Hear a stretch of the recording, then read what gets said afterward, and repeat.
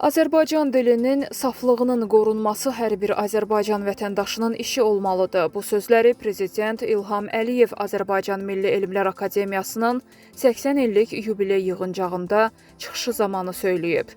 Dövlət başçısı bildirib ki, dövlət, alimlər, dilçilər, yazıçılar, şairlər, jurnalistlər, siyasətlə məşğul olanlar bu məsələyə çox böyük diqqət verməlidirlər.